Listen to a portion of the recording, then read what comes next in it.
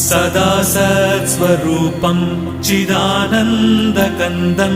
जगत्सम्भवस्थानसंहारहेतुं स्वभक्तेच्छया मानुषं दर्शयन्तं नमामीश्वरं सद्गुरुं साईनाथं नमामीश्वरं सद्गुरुं साईनाथं भवद्ध्वान्तविध्वंसमार्ताण्डमीड्यं मनोवागतीतं